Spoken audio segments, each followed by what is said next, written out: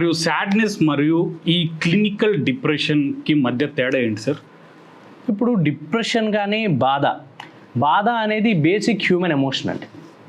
ప్రతి మనిషికి ఆనందం, బాధ, కోపం, చిరాకు ఇవన్నీ సర్వసాధారణంగా వస్తూ ఉంటాయి.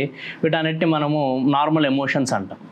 సో ఒక మనిషికి బాధ ఉంది అని అంటే అతనికి మానసిక రుగ్మత ఉందా లేదా అని మనం చెప్పడానికి లేదండి. ఎందుకంటే ఈరోజు మనం పొద్దున్న లైక్ ఫర్ ఎగ్జాంపుల్ క్రికెట్ ఆడుతున్నారు, ఇండియా పాకిస్తాన్ మ్యాచ్ జరిగింది, అనుకోకుండా పాకిస్తాన్ ఇండియా మీద గెలిచింది అనుకోండి, మనకి ఎక్కడో చోట బాధ వస్తుంది.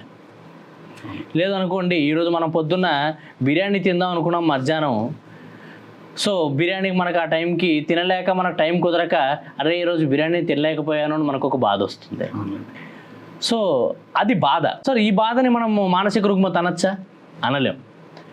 సో ఎప్పుడైతే బాధ చాలా ఎక్కువగా ఉంటుందో దాన్నే మేము సైంటిఫిక్ పరిభాషలో పర్వేజివ్ సాడ్నెస్ అంటాం. అంటే ఒక వ్యక్తి యొక్క బాధ ఎంత ఎక్కువగా ఉంటుంది అని అంటే అతని రోజువారీ పనులు దెబ్బతింటాయి.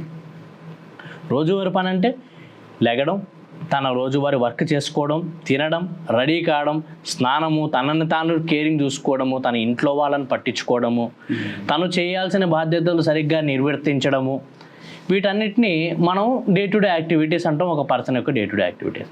ఎప్పుడైతే ఒక వ్యక్తి యొక్క బాధ ఈ రోజువారీ పనులు ఏవైతే ఉంటాయో దాన్ని ఇంటర్ఫియర్ చేయడం కానీ, దాన్ని తగ్గించడం కానీ, దాని క్వాలిటీని తగ్గించడం కానీ, వాడి వర్క్ ఎఫిషియన్సీని తగ్గించడం కానీ ఎప్పుడైతే జరుగుతుందో అప్పుడు మనం దాన్ని మానసిక రుగ్మతలో వచ్చే బాధలాగా అంటే డిప్రెషన్ లాగా అని అనుకోవచ్చు. కానీ ఈ మధ్యన డిప్రెషన్ అనే పదాన్ని ఈ జనరేషన్ జీ అంటాం కదండి, వాళ్ళు ప్రతి దానికి వాడేస్తున్నారు. కానీ ట్రెండ్ లా కూడా ఏమన్నా నేను ఏదో కోటికో ఎక్కడికో హైదరాబాద్కి వెళ్తున్నట్టు నేను డిప్రెషన్కి వెళ్తున్నానండి అంటున్నారు. సో డిప్రెషన్ అని ఒక వ్యక్తి మనకి డిప్రెషన్ ఉంది అని చెప్పాలంటే చాలా లక్షణాలు మనకి కలిసి రావాలి.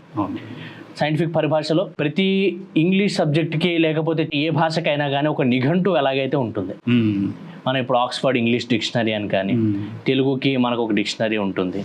అలాంటి డిక్షనరీలు ఎలాగైతే ఉంటాయో ప్రతి రుగ్మతకి కూడా ప్రపంచవ్యాప్తంగా ఒక డిక్షనరీ ఉందని ఎంతమందికి తెలుసు? తెలియదు కదండి. తెలియదు. సో దాన్నే మనము వరల్డ్ హెల్త్ ఆర్గనైజేషన్ అంటే ప్రపంచ ఆరోగ్య సంస్థ ఏదైతే ఉందో ఒక ఎవ్రీ డికేడ్లో మనకి కొత్త ఎడిషన్ రిలీజ్ చేయడం జరుగుతుంది.